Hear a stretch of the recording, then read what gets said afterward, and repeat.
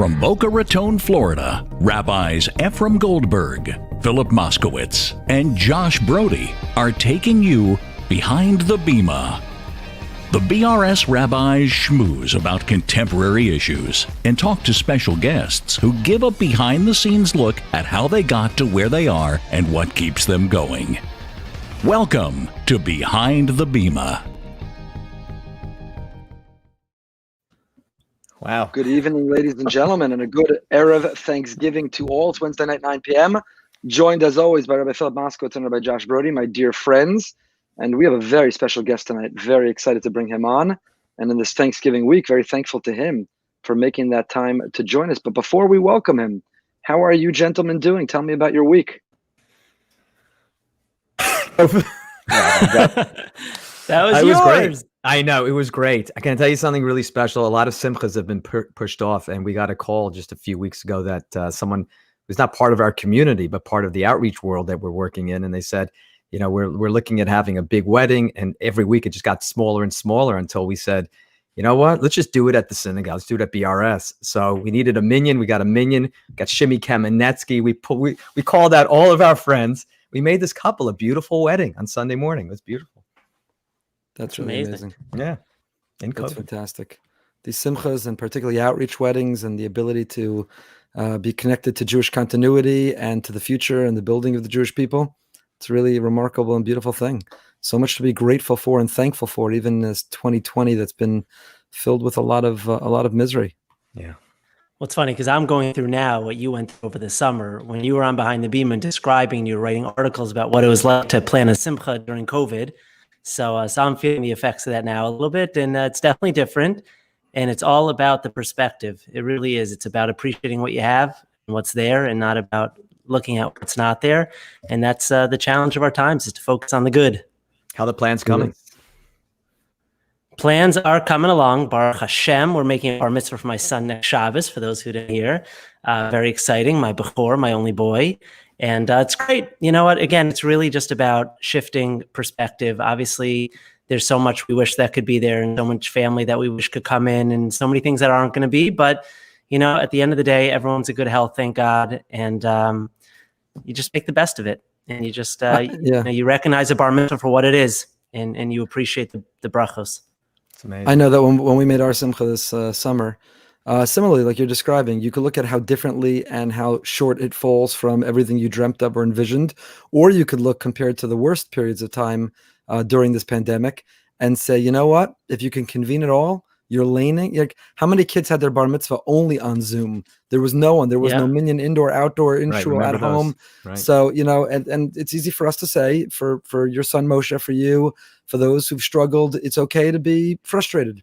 It's all right. Nobody should tell you this is Hashem's design, this is the way it's meant to be. You should be thrilled and not want it any other way. You're entitled to dream and have wanted it another way. But at the same time, be grateful for what it is compared to how small or diminished, even more so, it could have been. No, you're 100% right. And we talk about that all the time. You know, I really, really, my heart goes out to those boys that prepared hard and couldn't come to shul and lane for the community.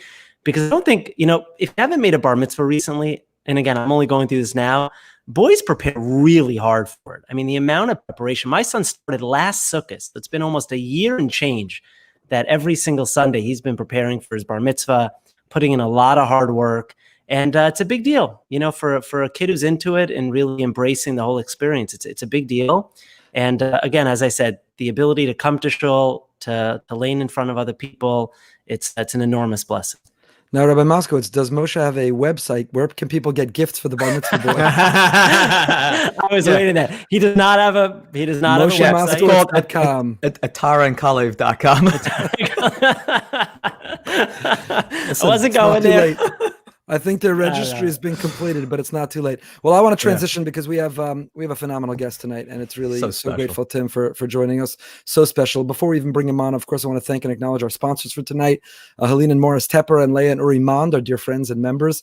In memory of the parents and grandparents, Chana Bas Yaakov Yehuda and Tzvi Ben Chaim Nachum HaKohen, thanks for choosing this venue, and hopefully it's an inspiring conversation which serves to elevate their neshamas. So a big thank you to the Teppers and the Monds for your generosity. Malcolm Hoenlein is, you know, there are artists, there are celebrities, there are athletes that all you have to say is their first name, and everybody knows who you're talking about. And in the Jewish world, but it's a mistake to say in the Jewish world. I'd say in the world of politics and power, in the world that makes the world go round, all you have to say is the name Malcolm, and everybody knows who you're talking about. You're talking about Malcolm Hoenlein. Now, I was going to refer to him as Mr. Hoenlein tonight, and then I investigated his bio a little bit more, only to learn that while he has a BA from Temple University, he does have a PhD from the University of Pennsylvania. So he is Dr. Hoenlein tonight.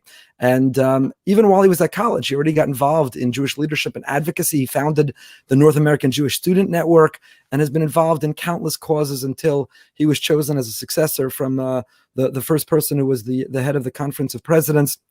He's taught international relations, and he served as a special envoy. And the biography goes on and on. That's not why you're tuning in tonight. You know who he is, and that's why you're here to hear him. All the boards around the world that he sits on.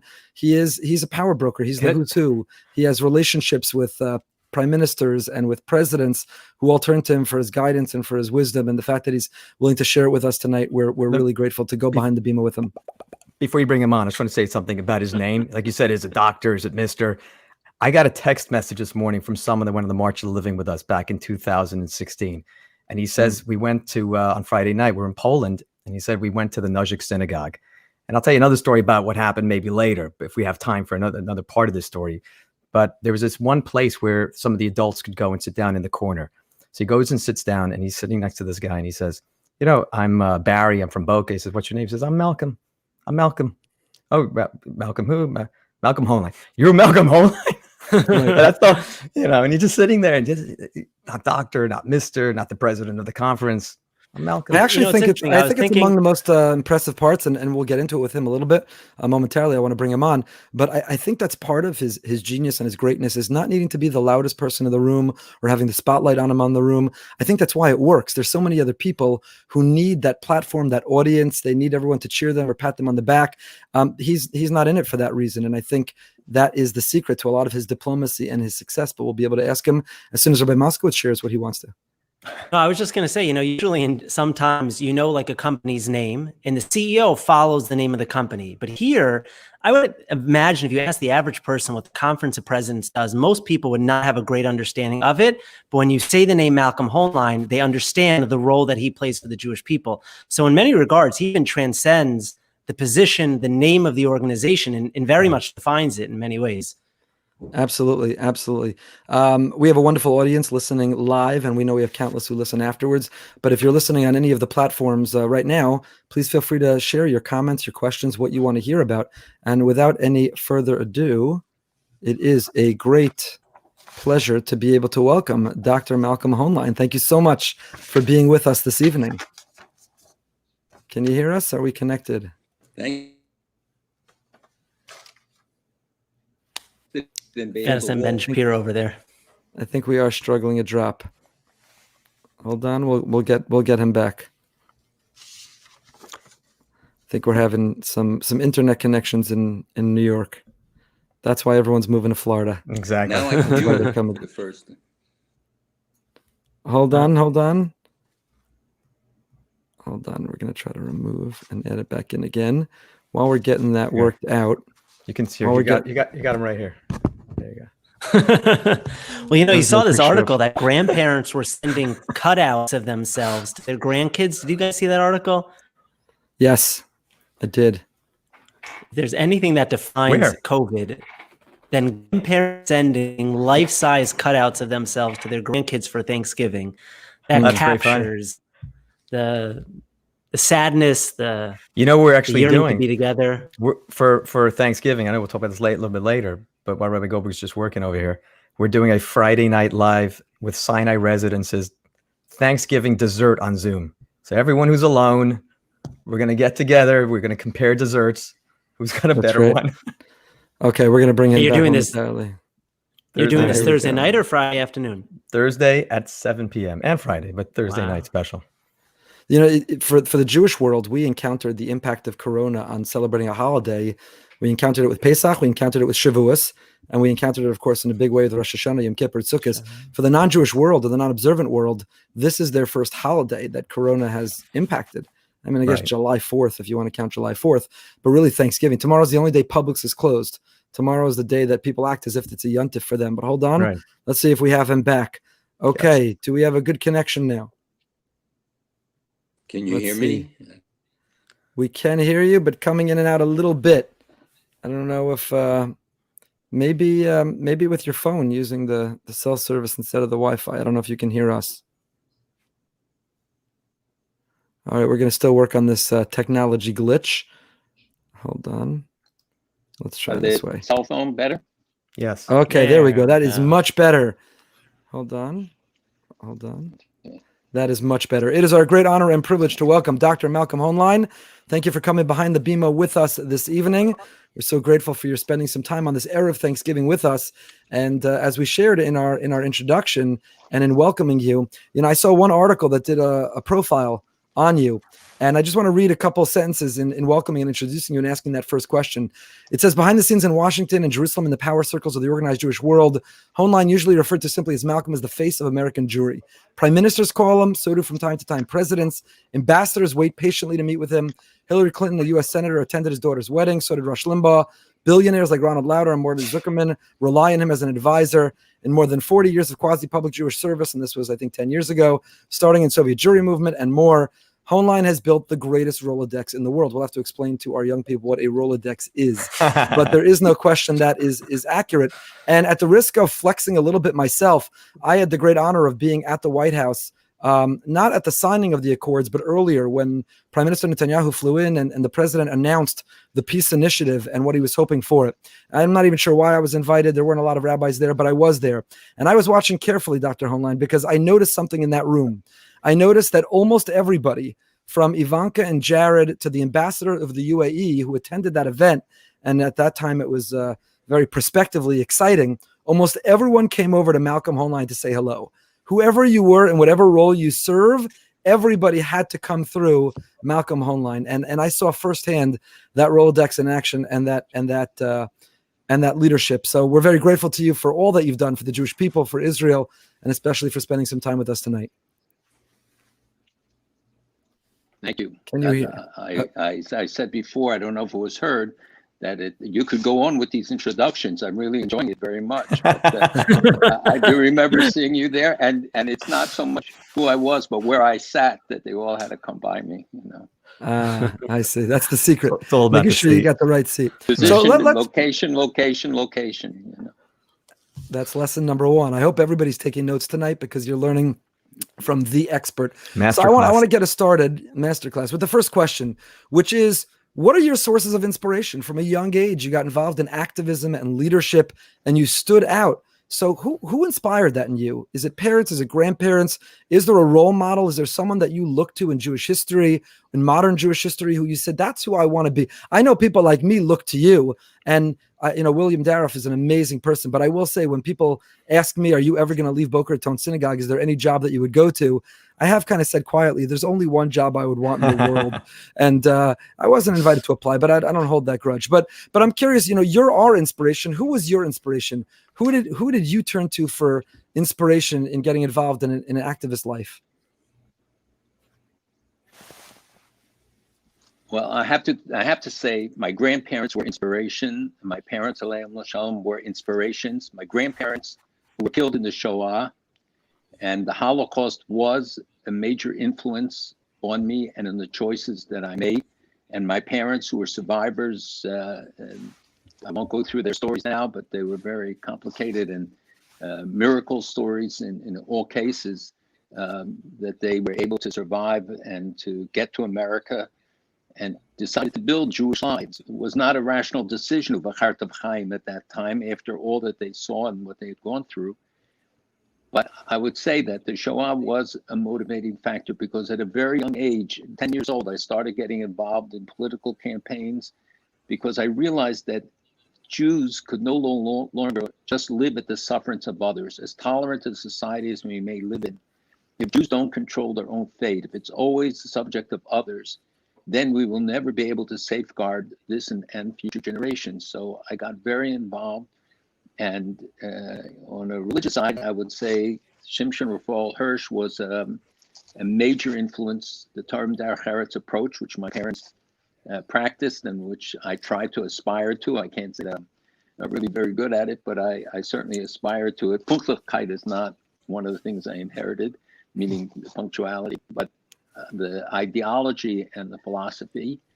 And I had the unique opportunity of having Rabbeim and others who sought me out early. Lubavitcher Rebbe was a singular influence. So were many others over the years and continue till today.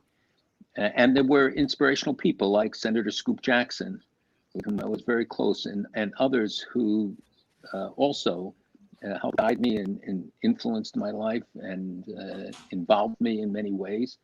And the Soviet Jewry movement was a bridge. I got into it very early as a teenager, and started, as you said, the Philadelphia Union of Jewish Students, the North America Union of Jewish Students. I was vice president of the Zionist movement, and many other. I won't go through all of the litany of things, but I did my doctorate at Penn in international relations and Middle East affairs because I wanted to have the best credentials possible to be able to do the things that I wanted, which was to affect the fate of the Jewish people in the state of Israel.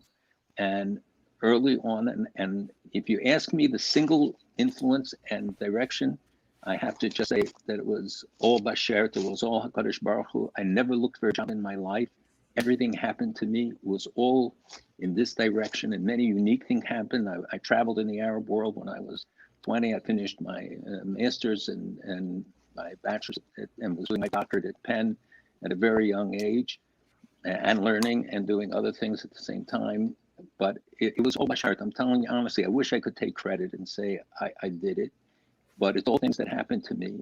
And it was true when I got called to come to New York to start the Soviet Jewry movement, or a conference in New York, or even earlier with the student struggle, or when they recreated the JCRC in New York, and I was invited to be the first and I founding executive director there, and had been offered the job to be head of the UJA Federation on the very day that my predecessor at the conference died. You can't get more bashert than that. And I won't, all the details will have to be in the book, but I tell you honestly that it was a calling, and sometimes you can miss it, but Baruch Hashem, I answered the right numbers. That's an amazing story, and I did see that story about the timing of that.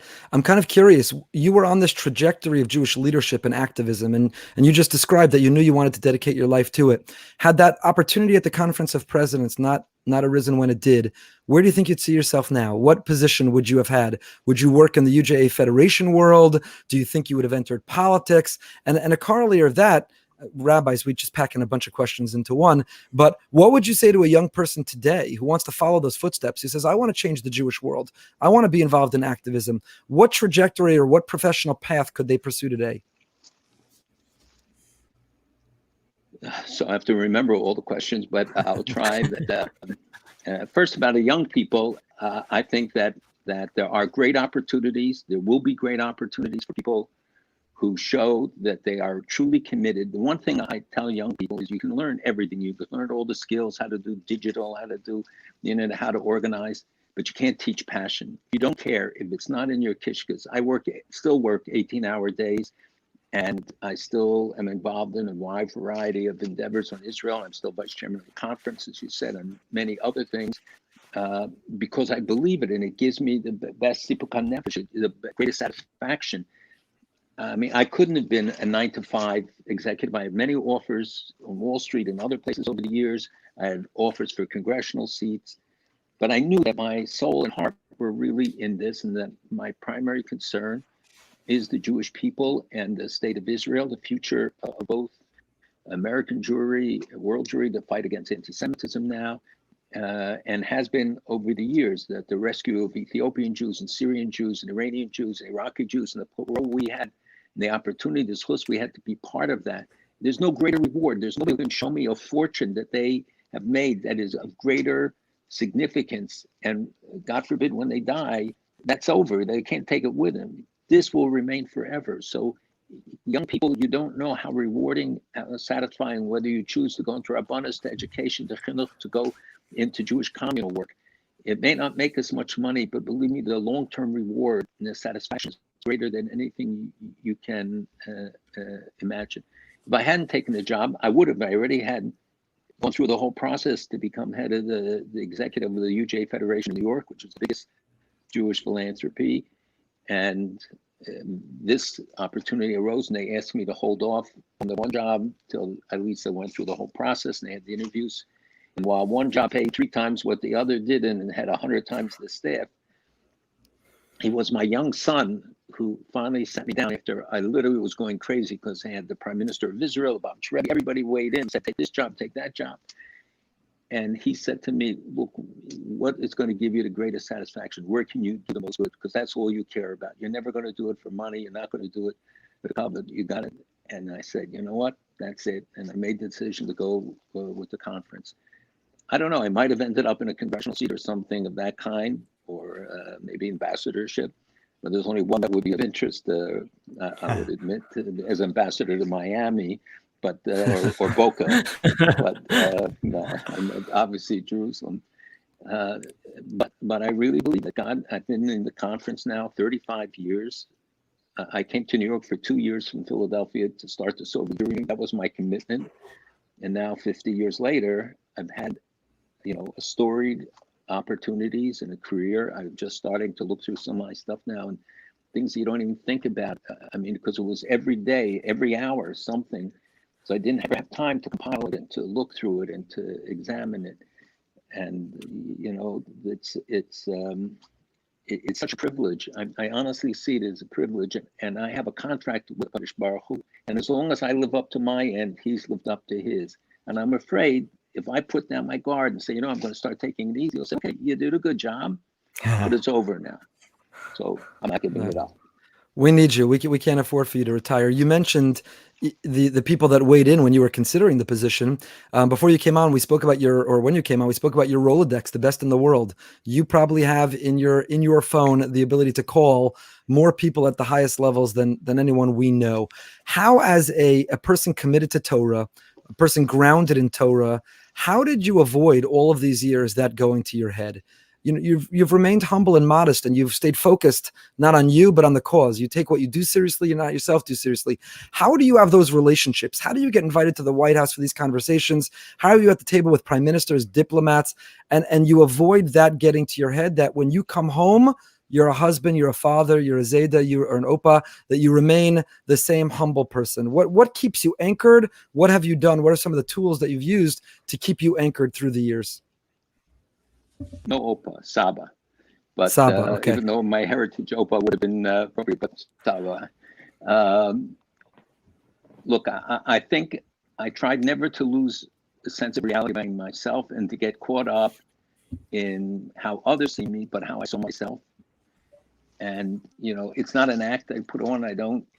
I really see it. I know the truth. And I try to focus on that each of us is here for a limited period of time, and each of us is given opportunities. And when you're blessed with the kind of things I've received, then it humbles you because you're the recipient, and you have to see yourself in that light. And I never had a PR agent. I never had a PR firm working for me because I wanted people to know us for what we do and not what we say we do. Too many organizations were at that time mimeograph machines, which nobody knows now, but were just Twitter accounts and Facebook accounts today, where they put out stories, but there's no tachlis behind it. I would rather people say, "God, you did so much. How did you do all those things? Your involvements, now in the Gulf." We started 10 years ago. Building the Mediterranean Initiative, which is, thank God, really taken off between Greece, Israel, Cyprus, and now 8 other countries. When I first went to Qatar 20 years ago, people said you're crazy, and some people criticized us. When I reached out to Christian evangelicals and started to separate between those, and I led the first fight and created the first task force on missionaries and cults to fight Jews for Jesus and other groups. I also did the first outreach to Kufi, to Pastor Hagee, to people to build relationship with those who made clear where they drew the line and would not engage in proselytization of Jews, but truly had caring about Israel. And criticized often for some of those things until people came around and ultimately realized, what was the right way to go and the right decision. So I think that if you're rooted in our Masorah, and if you have the heritage and your place, and ultimately and who you're going to stand before ultimately, that keeps you humble, because we all make mistakes. We all do things that we can regret later. So it shouldn't be too boastful, and that's why I really don't believe we should be investing money in PR except where it serves a purpose, where you have to get a message out, but that we should let our deeds speak for us. Dr. Hoenlein, I want to thank you so much. I just want to answer, if I can answer one other part, and that is the relationship with the leaders and with every president, Democrat or Republican, since Jimmy Carter, even before. It's because you build a relationship of trust. That's the key with them, that they know you're not going to leak, you're not there to get a headline. I could have gotten them many times. I know the most intimate secrets of many presidents, because they knew that they could trust us and they could talk to us and to me and know it wasn't going to leak. So when young people are looking for this, don't look at the momentary gain. You have to look at it in the long term, and building relationship of trust, as you do with your congregants, as the congregants do with you. It's true in the world of politics as well.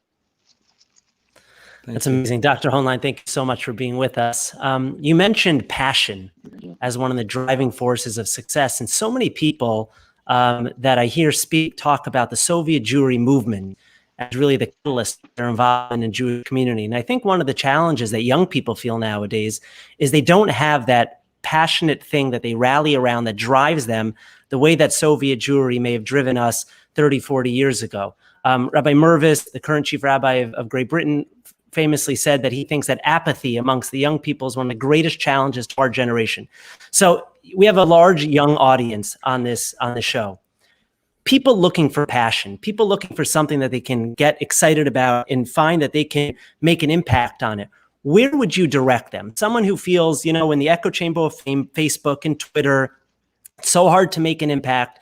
How could someone young find that passion within themselves to be that catalyst with the absence of the Soviet Jewry movement nowadays to make a difference the way you have over the last 50 plus years? It's a great question. And Rabbi Mervis, with all credit to him, was not the first to say that. Moshe Rabbeinu taught us that in the mitzvah of Hakel, that the greatest danger to the Jewish people are not external enemies or natural disasters or wars. It's apathy, indifference, and ignorance. Those were the challenges throughout our history that if we did not overcome, we were doomed. And today we see a generation that is largely ignorant. They're even ignorant. They don't know what the Soviet Jewry movement is. The latest polls, studies show that young people today don't know what Auschwitz was, what the Holocaust was. It is only 80 years, and some of the last survivors are still alive, and yet we see the Holocaust revisionism, etc. So education is the most important thing that we start with. And the changes that we've studied in the studies we've done of young people, it's not that they turn so much against, they turn towards indifference. But indifference for us is a loss. If somebody's indifferent in an election, they just discount themselves. They don't vote for or against. They're just not part of the equation. But that's not true when it comes to support for Israel or in the other fights that we are engaged in. Part of our problem is our success. We saved Syrian Jews. We saved Ethiopian Jews. We saved Russian Jews. And those were causes that could mobilize people. It was pure. For many, I told often Russian Jews, they saved more of our kids than we did of theirs. That so many young people came back to the community, were motivated by the examples and by the effort. And that is why I am trying now and have been pushing for years and finally seeing results to create a movement again, not an organization, not where everybody's name is and whose letterhead it's going to be on, but a movement against Jew hatred, against anti-Semitism, which should be called Jew hatred, because nobody knows anti-Semitism is an antiseptic term invented to diminish Jew hatred, and to mobilize all the resources that if young people want to get involved. It is the fight of our day here in America, along with our struggle for Israel, which includes mobilizing against Iran, and when necessary demonstrating. I led the efforts on the Iran 13, and Baruch Hashem, it showed that even the worst regime in the world, when we mobilized and made demonstrations, for the first time since the revolution, the Jews were saved. 3 of them were marked for death and 10 for long prison terms. All are home with their families. Because when I negotiated with Zarif, who's now the foreign minister, and you could tell when they were lying if his lips were moving.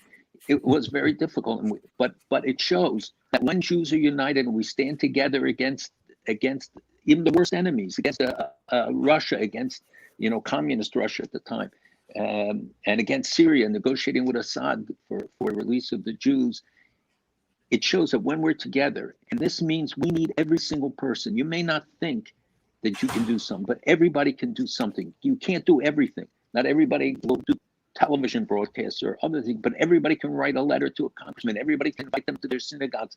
Everybody can help educate them because they don't know. We assume people have the same level of knowledge about the challenges to Israel, about what Iran represents.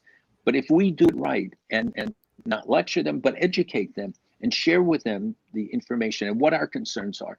People don't know the degree of anti-Semitism on our campuses. They don't, and I've had, Jewish professors even this week argue with me that it wasn't so bad. And I showed them what the federal government found about his very university. And we know that in Miami we've had problems, in Florida we've had problems at some of the universities, but it's true across the country. And the rise, the doubling of the number of anti-Semitic attacks, the FBI report in the last few days, which is only a fraction of the reality of how many incidents there are. So if young people want to get involved, if communities want to get involved, mobilize today. Make sure every anti-Semitic incident is reported. Make sure the police report it to the FBI. Make sure that we take all those prophylactic measures we can at our institutions. Organize Shmira, organize, outside of our schools, that volunteers at Everyday Children are there, that there'll be somebody outside, retired people, parents, others, like they do in Europe. We learn from our European brothers and sisters from the successes that they have had in some of their programs. So there are real challenges ahead, and there are positive efforts, building the relationships, fighting BDS, expanding Israel's high-tech reach, helping to bring the message of Israel to more and more people here in this country. They're open to it. By and large, American people support Israel. They want to be with us. Don't be intimidated by the haters. Don't focus on those who have negative messages. Focus on building relationships with every member of Congress who is open to it, who doesn't come with the biases and the hatred and slanted views. That is the vast majority of Republicans and Democrats alike. There's a lot everybody can do, writing letters, getting on Twitter, getting on Facebook with facts, not screaming and not yelling, but give facts so we convince the American people of the justice of our cause and the legitimacy of the case we have. Just listening to you, your passion is contagious. Ready to go. I know. You talk about mobilizing, and I remember in 2002, you mobilized all of us when you led that rally in Washington for Israel. Rabbi Moskowitz at the time was in diapers, but Rabbi Broide and I were here in Boca, and we actually were tasked with, and I'm proud that we succeeded. Rabbi Broide, do you remember? We chartered a plane. Planet Airways. We chartered an entire plane and we flew in for those few hours. We attended that rally. We got in a bus. I think, in fact, it was easier for us to get from Florida to Washington chartering a plane than it was so successful than many who took the bus from New York and New Jersey and got stuck in traffic coming into Washington because that rally was so successful. It was so successful. So you talk about the successes, you talk about mobilizing. As I said, it's contagious and inspiring when you describe it. We all know your successes. I'm sure we don't know the beginning of them, but we know successes. We know those relationships, as you've been talking about, emphasizing. Would you be comfortable sharing what's a regret in your career? What was a failure in your career? Do you regret a particular meeting or conversation? Do you regret not taking advantage of a moment when you had the ear of a president or a prime minister? You could have advocated for something and you didn't. When you look back, I'm sure there's enormous success you're proud of. Are you willing or able to share with us a case of a regret or failure? And I ask that not because I'm looking for you to disclose or shine a spotlight, but I think that too is inspiring to us and to those watching and listening to know that even the people that we see as outstanding successes in life also have things they regret or also have a failure that they have to overcome. That too is part of the story, which is inspiring to us. Oh, I'm sure there are many regrets. I have to think about a particular one that would be instructive as opposed to just a failure in judgment or, something that occurred. One of the things is that we did not start early enough mobilizing for Iranian Jews, and that every year a couple Jews were executed until this time, which was the first time we actually found out before they went to trial. So we were able to do something. But I think that in terms of Soviet Jewry, we came into a period where people were not used. Jews didn't go into the streets. Jews didn't mobilize in ways. And, in Philadelphia, where I was living, we organized bigger demonstrations than in New York for Soviet Jewry. And the whole point was that you had to start in some radical way. And we did it in very chutzpahdik ways by taking ads in the papers that a lot of people didn't like, because it said 8 great reasons not to march for Soviet Jews. It said, why didn't they come out when my grandparents did? Why didn't they do this? Why didn't they do that? But 50,000 people responded to it. And I can say that there were other occasions when we, couldn't always anticipate what the proper way, and had to feel our way through it because it was often uncharted territory. I think in terms of the Soviet Jewry, I have regrets that was going to have a big event in Washington in June, which I've been working on a long time, to mobilize all the organizations again into this idea of a movement. And because of Corona, we could not do it. I think that we have not sufficiently educated the American people and the American Jewish community, much of it, about the danger. Ask any student on a campus virtually, and every poll that shows now how much the challenges that they face. And I think we have to do a much better job in locus parentis, getting communities to step in, especially more isolated campuses, but also to raise the standard and to get everybody to adopt the IRA definition, to get other people so that we have a uniform definition and recognize that this is domestic terrorism and treat it as such, just as we would any other form of terrorism. And there, I think we have not done enough, and we are doing it now. The conference has organized a task force with 6 different divisions working on everything from security of institutions. And, we started SCAN a number of years ago, the Secure Community Network, which is now working across the country in really remarkable ways. Right. But again, we were late, not because of neglect, but I think people didn't understand and didn't take it seriously. And too many places till today don't. It's a stepchild in the budgets, and I get all the pressures. And the other area, which is not our responsibility, but I feel very strongly, is making sure that every Jewish child has a chance to get a Jewish education. We're losing too many. We're diminishing as much as the Orthodox community thinks that we're strong and we're growing, which we are, but we're still a small percentage of the overall population, and can't see the diminution that is taking place in other sectors and the loss of so many young people. That is a collective responsibility of all of us to try and counter that and to make Judaism and the Jewish community and our structure attractive to everybody so that they find their way back to the community. And I think if you look on campuses, the success of Chabad houses is a reflection of that when you give them the passion that I talked about and the compassion.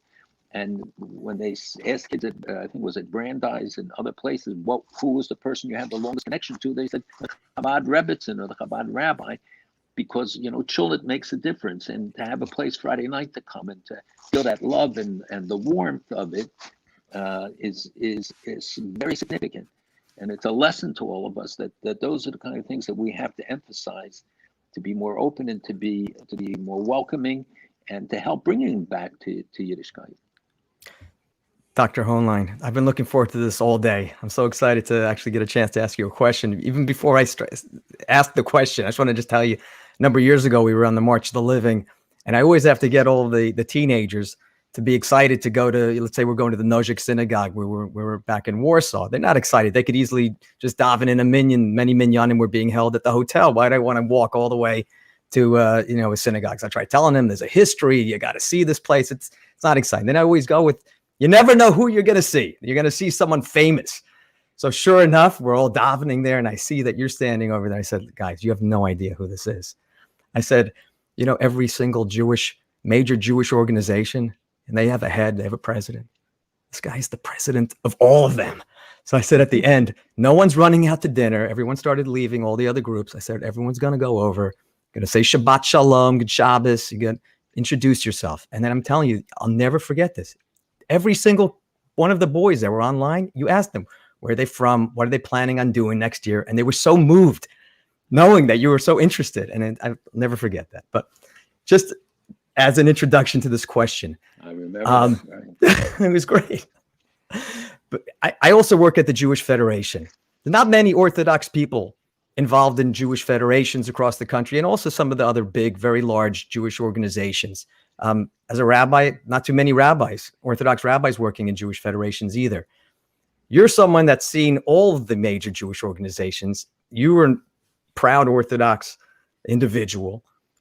And many of our listeners, most of them are obviously Orthodox Jews. Many of them are not even here in Florida. They're listening all over the country, New York. What would you tell them about the fact that they're not as involved in some of these major Jewish organizations? Would you tell them it's a mistake? Would you tell them, no, it's better to, you keep doing what you're doing? What would you recommend to them? So I'll reveal a secret. I led the first demonstration against the Federation in Philadelphia for more money for Jewish education when I was in college. And I learned early on that if you really want to make a difference, you have to do it from the inside, not from the outside. And it wasn't a hostile demonstration. It was one to put the emphasis and then we went inside and we met with them. But I led other demonstrations, where and other efforts when the GA, when the students took over, or the WCO, where I was the speaker at the Zionist Congress in Arad, where the students led a rebellion. But it was a rebellion for positive reasons. It wasn't for egos. It wasn't to inject, some crazy ideology. It was to get more attention to the things that we thought were priorities. And I have to say, it worked, and it made a difference. So number one, you got to look at your motivation, and you have to look at what means you do it. But we can demonize any institution, but you first should go in and try to change it. And you'll find that people are receptive. Look at the number of yarmulkes at AIPAC today. It's incredible. Now, some could be conservative, it could be other things, but the bulk of them are Orthodox and many young Orthodox Jews who are today getting involved. I saw at the American Jewish Committee's annual meeting that a much larger number of yarmulkes and kosher food provided and things that were unthinkable a decade ago are happening. And I see it in many realms. I participated yesterday in a call with senators, and all the participants were representatives of different segments of the Orthodox community. So there is a greater activism, there's a greater involvement. Our schools don't do a job, most of our schools, in educating to involvement and to participation. And so young people will often go off in the wrong way because we don't provide the right way for them to do it. I know that we had many debates with Rosh Yeshiva about the Soviet Jewry movement. I even went to see Rabbi Moshe Feinstein about it, who initially was against it because he lived under Stalin and he couldn't see. He told me that, we could make a difference, you'll just jeopardize. And as he saw how we did it and what we did, and I spent time explaining it to him, but he sent a message then to one of our solidarity days. And I can tell you, 200,000 people sat there, stood there quiet. You could hear a pin drop across block after block after block if it was announced. And his son-in-law, Rabbi Moshe Tendler, read his message on Zomat al-Dam Re'acha, and he gave a bracha to everybody who was there. So it was easy to demonize, but I can't tell you how many young Jews tell me that they came back to the community because of the activism on Soviet Jewry or some of the other aspects. Israel's a little bit more complicated because it has political overlays, but I think mobilizing for Israel is still a way, and finding the things that they relate to find something in the smorgasbord of Jewish life, which is the metaphor that I choose, that everybody should be able to identify something they like on that table. And it brings them closer to the community, and it'll bring them closer to God and to their religion and to their faith. And at a time when our enemies have declared war on the Jewish faith, the Jewish nation, the Jewish people, the Jewish past, and the Jewish future, it's a time for us to have to educate them. They know nothing about Jewish history. They don't understand most of the issues that we're dealing with. And frankly, when we studied yeshiva kids and public school Jewish kids, there wasn't a vast difference sometimes in the level of knowledge. So we have to reach in. We have to get people to learn to vote, to be participants, even on basic levels, to understand how they can make a difference. If they feel themselves relevant, if we show that they are important to us. It was the founding of the Young Israel movement, was to show young people, first on the Lower East Side and elsewhere, to make them relevant to the Orthodox community, where they would lead services. They got more invested and more involved. And I guarantee that most of them remained religious throughout their lives from that initial period and exposure. So I think that the imperative is for us, educators, rabbis, leaders, to find ways to involve them, to educate them, to make them feel welcome and relevant and empowered. if they feel empowered and know that they can make a difference. One of the things that drives me crazy is when young people say, it is what it is. I tell them, no, it is what you make of it. It is what it is. Says, I have no influence and that things will just happen. But you can change how things, and we have shown how we can change the course of history in so many cases. And it was mainly young people who started Soviet Jewry and Ethiopian Jewry March, Syrian Jewry. They can have to feel that they can be efficacious. I want to ask a follow-up to that question. In your position as a Torah observant Jew, as the head of the conference is a diverse place, diverse organizations, diverse alignments and orientations and interests. And some of that level of diversity has been challenged by whether J Street deserves a seat at the table and other cases like it. How have you navigated that as a Torah observant Jew, as the head of an organization with such diversity and organizations not always absolutely consistent or aligned with Torah principles or values? And as part of that, do you have a message, or what would you say about what we're seeing now, this increased divisiveness and polarization within the Jewish world, that whether accurate or not, there's this assumption that Orthodox Jews, worship Trump and buy into him hook, line, and sinker, and that's pushing a lot of other Jews away, that association, right or wrong, fair or unfair. In the opposite direction, there's a feeling that certain liberal Jews will support certain parties that may not be as strong for Israel. I'm not saying any of those stereotypes are fair or accurate, but they're promoting the polarization. How do we combat that, and how have you navigated that? I think that's among the most impressive things of your career are not only presidents and prime ministers, but just internally having to deal with the Jewish people. Having to deal with the Jewish people has to be probably harder than any of the peace that you've negotiated everywhere. So how have you done it with that yarmulke on, earning their trust, keeping the conference united together and as one? So that's the subject of volume 2 of my biography. But let me try to answer the reason, and the way I kept them together is I gave them a common enemy, me, right, that they could all unite and across the board to take me on. But I have to say there were people who didn't like the idea that a guy with a yarmulke was the one leading discussions with presidents and stuff. But I'm not an ideologue. I don't have ideological leanings. I really believe in Klal Yisrael. I try to see things in a comprehensive way. Obviously, my own background, my beliefs, everybody has them and that influences them in certain ways. But I really believe in the Eidan that Klal Yisrael, as Yaakov Avinu told us, hey, asfu v'hikapsu, that it's not enough just to be physically in the same place. We have to be joined together and unite. And the way we did it is to find the nexus where people agreed and then build on that for other areas of concern for people. That if you show that we can deal with issues with respect and first find that common territory and show them that the whole is far greater than the sum of the parts, that what we can achieve together, because no one organization can do it all themselves. I just have to plug it in because my battery is dying and I want to lose you on the... No problem. Thank you for all of your time. There, so. Yeah, we appreciate it. Okay. So, we have to show, because the one condition for every great miracle that happened to us, from Har Sinai, where we stood as one people with one heart, to the rescue of Russian Jews and Iranian Jews and Syrian Jews and Ethiopian Jews, etc., there was only one precondition that HaKadosh Baruch Hu demanded of us, and that was Achdut, Jewish unity. When Jews stood together, like we did at Mount Sinai, and God said, now you're ready to get to Torah.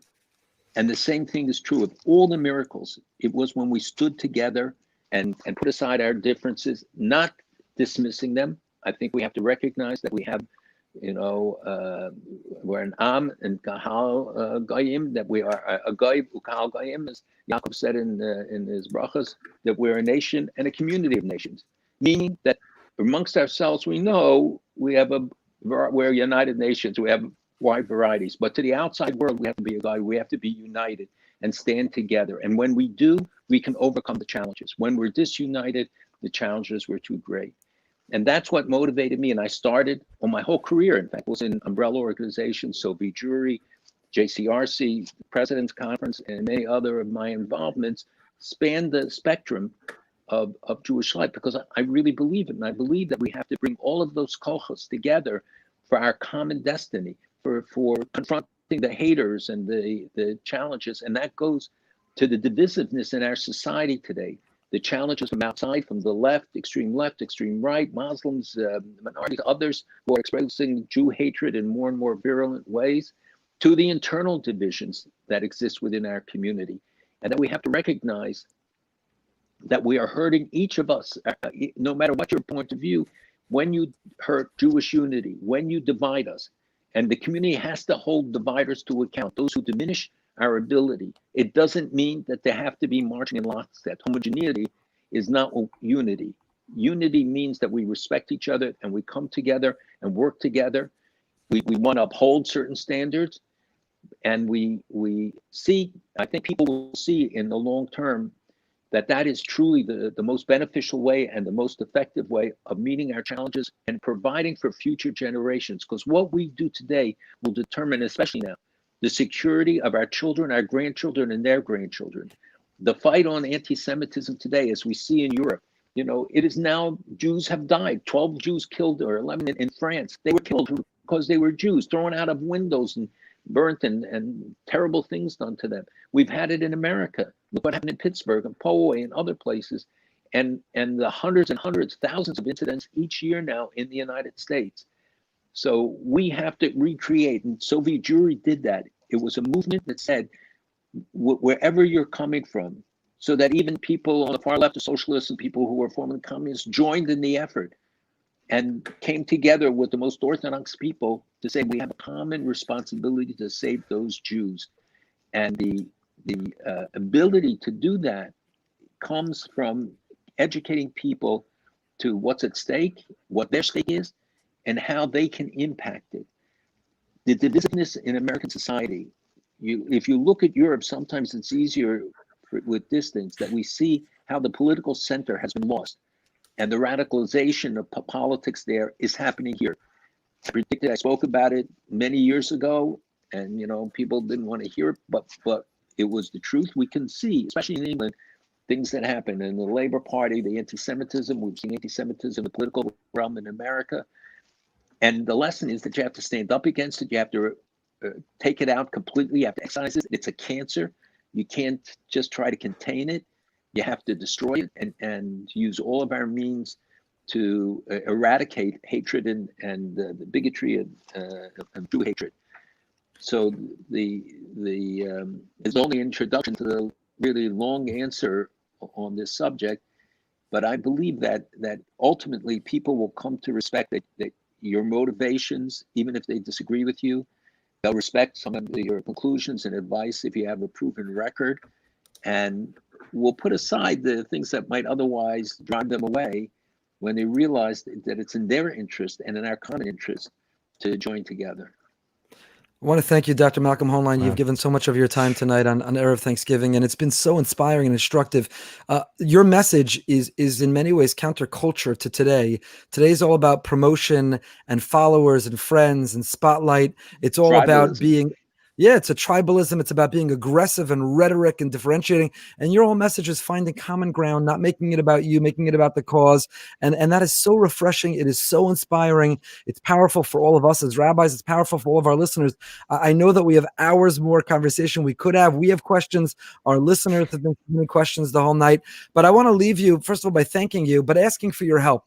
Every week on our show, we have a Shame on You segment, and we feature somebody who has not been supportive of the Jewish people, of the state of Israel, somebody who's taken a position or who has spoken inappropriately. We call them out. We're very proud that on our show we highlighted the Spanish River Principle in our backyard, and our listeners responded. They made thousands of phone calls, and it reversed the decision, the Board of Education, and he's out of a job now because he had no room in education. So we have a group of people, and correct us and our listeners if we're wrong. There's not a place right now for the people who care to go online and say, here's a very simple place to find the celebrities, the athletes, the politicians, those who've shown loyalty to Jewish people in Israel, and here's a phone number or an email to give them a yasher koach, to thank them, to support them. And here are the celebrities, the athletes, the politicians, the public figures who've done terrible things. And here's where you should voice your against them. And we're going to create this platform, this website that's really easy, user-friendly. People who care go on once a day. Unfortunately, it would be a busy website. Just look at the last couple of weeks with who's the guy from the Food Network, and then you look at Rashida Tlaib. There's no shortage. Every day you'd post somebody else. So I'm hoping we can turn to you for help as we put this together to be able to make it user-friendly, accessible, and easy for people to show support where it deserves, to protest where we need to protest, to make our voices heard, and to make that difference. It's very important. It's a good idea. Unfortunately, we have catalogs to give you of suggestions, but we have to be also careful, if I could just warn, that the title of anti-Semite, and I know you didn't say it, should be the most powerful accusation we can make. So we have to use it judiciously. When people call presidents of the United States and other people, and it's not justified, it diminishes the term. Just as when people make Holocaust references, it diminishes, in fact, the suffering of the 6 million, and people put their numbers on their arms, Jews, when they were talking about the number of Kokovat and other things that made the references, comparisons, it diminishes the reality of what happened to 6 million Jews who didn't live in freedom, and those numbers represented death and torture and horrific conditions. So we have to be, I'll give you an example that Nick Cannon, the television star, made some comments, and through a mutual friend, I was introduced to him. And I honestly, to be very honest, I've never watched the shows or didn't know really, but my kids make sure that before, I get into these situations, I just ask them and they yell at me and say, "What, you don't know who that is?" But anyway, this guy is no anti-Semite. He's doing a doctorate in theology. He says whole sentences in Hebrew. After he did what he did, he fasted the whole day of Tisha B'Av. He came to my daughter's house on a Friday night for Shabbat meal for hours and asked questions. It is true that there are influences, let's say, that Black entertainers, several of them, echoing things that Farrakhan or others said. They don't even understand the anti-Semitic implications of it. But this is a guy who, turns out, his grandfather was a Sephardic rabbi and had other connections, but he didn't exploit it. He didn't say it when the crisis was on, because he said, I didn't want people to think that I'm just throwing this out there as a cover for what I did. What I did was wrong. And he said, I'm doing tshuva, which is the word he used. And he gave a whole list of the things that he's doing, including reading Barry Weiss's book and all the other books on the Holocaust and anti-Semitism. So we have to be careful to make sure that when we call somebody out, which I believe it is important to call out those who are truly engaged, but also to emphasize the people who do good things, as you said. I'd rather, praise them and show the people who go on the limb for us and have done remarkable things and who speak out for us during this time against anti-Semitism, whether it's a university president who has done something unusual, or a political person, or as you said, entertainment people. They are the influencers of the target audiences from the study we did. And I started America's Voices to take football stars, baseball stars, and other sports figures, movie entertainers. We identified who has the biggest influence on young people and sent them to Israel. And when they come back and they say, guys, this is no apartheid state, you got it all wrong, it means more than all of us together speaking about it to Jewish audiences, let alone to non-Jews. So what you're suggesting and saying, calling out and identifying it, but be careful and make sure that we have the right charges, and at the same time, honor those who put themselves out on a limb. You have a Congresswoman, Valerie Murphy from Orlando, whose own personal story is remarkable, but she's a great friend of Israel that doesn't get saluted.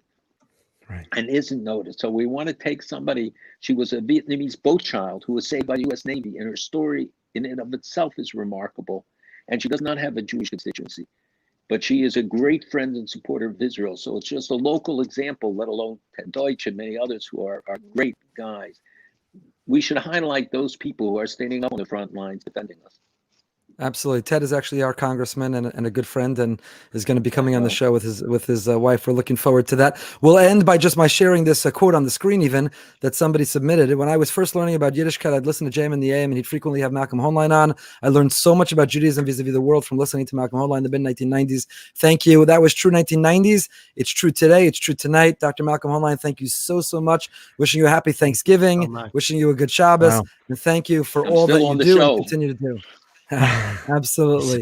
Thank you. Thank you for having me. And people can still listen to JM in the AM or the John Batzler Show on WABC.com twice a week, nationwide, to be able to follow 25 years on JM in the AM. So we have a long history there. Absolutely. Thank you for having me. Have a great Shabbos. Thank you so much. Have a great Shabbos. That was extraordinary. Amazing. I could do that for hours. I know. What passion. Gee whiz. Is there a part of you that, I was going to say, is there a part of you that yearns for that passion that everyone we know who is involved in the Soviet Jewry movement exudes, whether it was our dear congregant, Rebbe, colleague, Rabbi Friedman, who used to always speak about how the Soviet Jewry movement was what created his passion, Rabbi Brander, who I know had so much of his introduction to communal involvement through the Soviet Jewry movement, and listening to him still so many years later talk about it as if that was the driving force in his life. There's a part of me that wants that craves a little bit of that. I feel like nowadays young people are struggling to find that cause to really energize. It's an apolitical cause that has a distinct goal in mind, and I thought it was really contagious, actually. I'm blown away by what he said, and I said it to him already. I don't need to repeat myself, how refreshing it is, because we're living in a world of self-promotion, and the more followers, the more friends, the bigger, the more meaningful you are. And he really has established a career by not talking about it, but by doing it, by not hiring a PR firm, but by making a difference. And the way he talked also about being a confidant of presidents, prime ministers, they need to trust you, confide in you. And you know what? We live in this generation of the photo op, right? So somebody passes away or someone makes the news, and everyone quickly goes to their camera roll, finds the picture they have where they once accosted that person, and puts it. There you go, you and Malcolm Hoenlein. You can see he wasn't that happy for me. They take that picture and they quickly post it online as if somehow their currency goes up because they once met the person.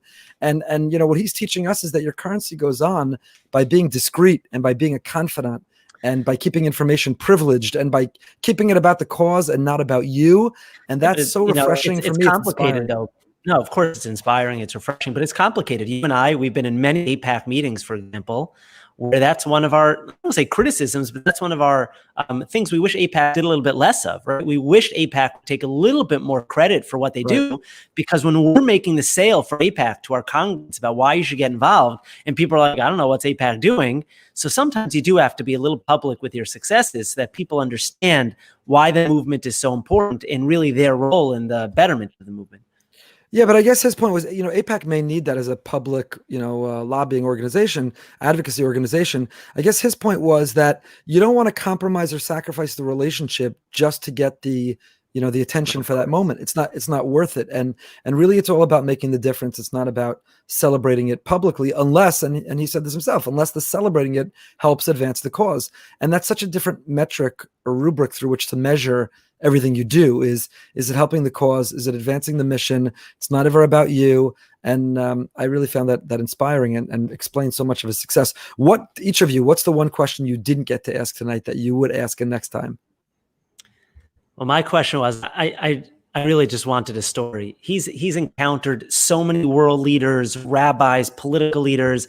I wanted to know what's one particular incident that comes to mind that would have shocked our viewers and listeners.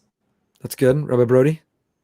I'm just amazed that he's an Orthodox Jew and he rose to the top. There's not many Orthodox Jews in positions like this. You have it's funny because federations. When you asked between. that question, I grew up in Boston. Barry Schrage was the CEO of the CJP, which is essentially the federation in Boston. He was an Orthodox Jew. So for me, that was normal. Right? It was normal. My father was involved in the federation. Again, there's 150 federations, and you don't see too many Orthodox Jews. It's not only in positions of paid leadership. We're not only talking about the executives. We're talking about the boards, the committees. Think about how many people from our community sit on our local committees. Not that many. And you see someone like him, he would say, just get involved. Find an area that you could be involved in, where you can have some influence, and you want to see your positions being talked about. So get involved. Yeah, I would have asked him. I wanted to ask him, does it ever get old to go to the White House or be sitting in the Oval Office? What I really wanted to ask him, and it's on my mind today because I was on a panel earlier today, a conversation among rabbis. It's not a flex. I'm just trying to make a point here about how rabbis are dealing during this corona pandemic with unfair criticism or public criticism by congregants, and how you deal with that. So I've asked that same question to many of our guests who are in public positions, from Dr. Len Schleifer, who's running a public biotechnology company, to a federal judge, to great rabbanim, and here to one of the greatest, if not the greatest, communal leader of our time. How do you deal with the criticism? I want to know, how are you resilient? How do you avoid it eating away at you? How do you avoid it bringing you down? So we'll have to bring it back for a second time. A corollary of that, which how do you not get burnt out, right? So much of what sucks the life out of religious leaders is politics and the backstabbing and all the nitty-gritty stuff that takes place at board meetings, and to have tolerated that for 50 years. How do you keep that enthusiasm, that passion, that optimism going when again there's so much that gets in the way of that? I was going to ask him, is it true that Rabbi Efrem Goldberg was never approached to be the next president? Pretty sure Rabbi Goldberg announced it, because I don't believe you for a second, but I would believe him. No. So. I'm clearly not going anywhere, because I want you to know it was an exaggeration. I didn't make it up tonight. When people ask me, like, is there a shul? Is there a Jewish organization? Is there something you'd want? Of course, my heart, and I desperately want to be in Israel. But I've really said to people, there's no job in the world I would want other than Malcolm Hoenlein's job. He's got the greatest job. Now, again, that's like going to Israel for Sukkot and saying everybody should live in Israel. We only get to see the best and the fun part of his job, not the challenging parts of the job. But given what we see, I've said that's what I'd want. But 1 second, assuming one day you do get that job, let's just play it out for a second. We're still going to have Behind the Bima, right? We're still doing it. Okay, just want to make sure. There's no question. Before we wrap that Rolodex. Before we wrap up by talking about Thanksgiving, I want to thank our sponsors again, the Teppers and the Mons, in memory of their parents and grandparents. Thank you for your generous sponsorship, and really appropriate to having Dr. Malcolm Hoenlein on. I want to also mention, though they're not a sponsor, but they're really important and worthwhile to support.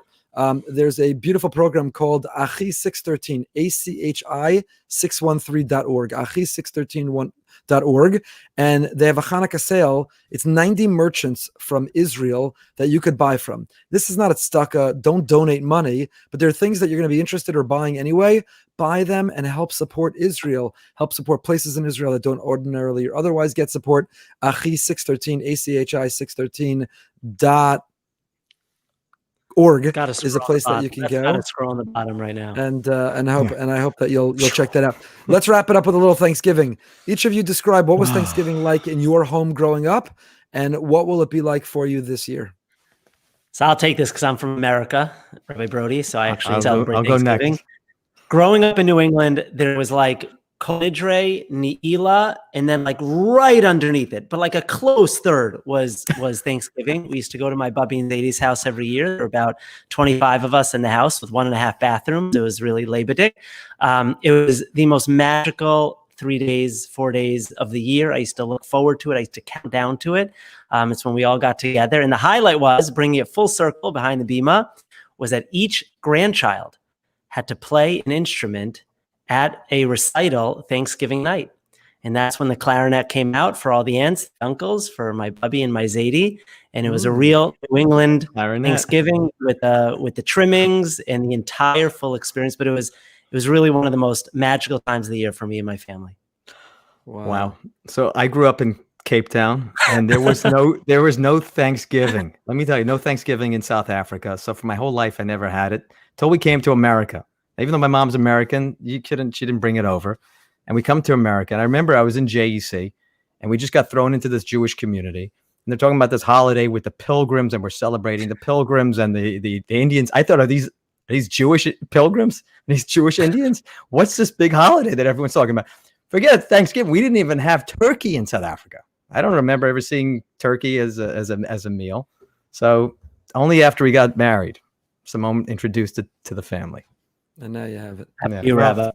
No turkey. So I grew up, my father's parents, in fact, my grandmother's yahrzeit was today. My father's parents came over from Germany after Kristallnacht. Their store was destroyed, and my grandfather was beaten and taken away by the Nazis. It's an amazing story of my grandmother. As I said, today was a yahrzeit that, with great courage, she went and got him back from the Nazis by going to Gestapo headquarters, demanding, and they were able to get over, and they came really before, obviously, before the worst.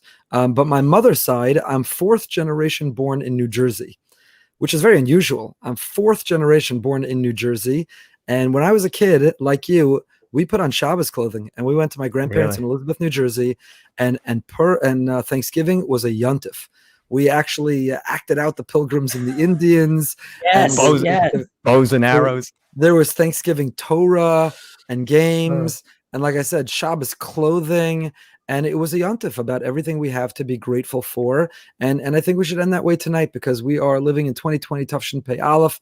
It's a difficult year, a challenging year. A lot of people have struggled, and there are a lot of things to be miserable about. Rabbi Moskowitz, you wrote about this week in your article. But yet, at the same time, we can't lose focus on how much there is to be grateful for. So as we close out our broadcast, Season 2, Episode 10 tonight, I would ask you to share with our listeners, what are you grateful for in this 2020 Tafshin Pei Aleph? I am grateful for many things, but obviously with what's on my mind now, recognizing that not everyone gets to see their son become a bar mitzvah and learn from the Torah, I am enormously grateful that Amir Hashem, in a week and a half, we will be celebrating a simcha with our family. Beautiful. Rabbi Broide. I'm grateful that I got the best family and job in the world. Amazing. That's short it. And sweet. Rabbi. That's it. Yeah, I would say I'm grateful also. I think if you look back on 2020, if you look at some of the progress Israel has made, it's been magnificent. I'm grateful that there's some vaccine hope, which hopefully is a light at the end of this tunnel. I'm grateful also that we made a simcha this past summer, and you know, to now have 2 children that we've walked down to the chuppah, and to have my little grandson, though he's still too far away. I want to go see him. And there's so much to be grateful for. I think the truth is, if you woke up this morning, if you're healthy, if you have a roof over your head, if you have some income flowing in, you're far ahead of many or most people. And, you know, we could all look at what's missing, but if we focus on what's there, there's an enormous amount to be grateful for. The Chidushei Harim, the great Ger Rebbe, said that we're called Yehudim. Jews are called Yehudim from the name Yehuda, from the word Hoda'ah. We are to be characterized as a people of gratitude. With all the other qualities and character traits we have, we should be identified. You see a Jew, you should be, oh, they're so grateful. That person's so grateful, they must be Jewish. It's who we should be. It's a challenge, and it's someone just asked, and they're right. Where's the shame on you segment? Hold on one second. I'll leave for a moment.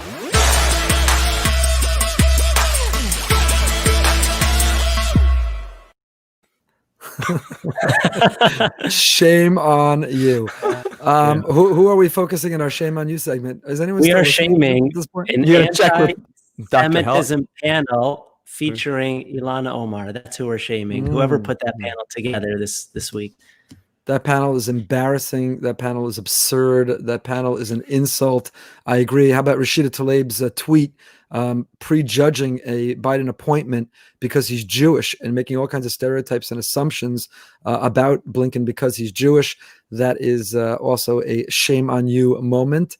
And I think that Malcolm Hoenlein's point, which my mother was machavin to last week, that we have to be very careful how we throw around that word anti-Semite, is really instructive. It's really important. So our group and this WhatsApp has been blowing up while we're still finishing the show.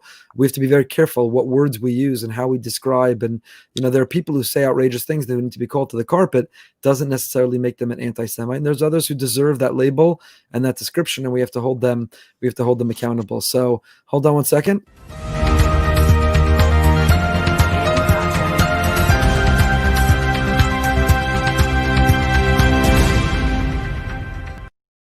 Breaking news. We are an hour and 13 minutes into the show, which means it's time to wrap it up.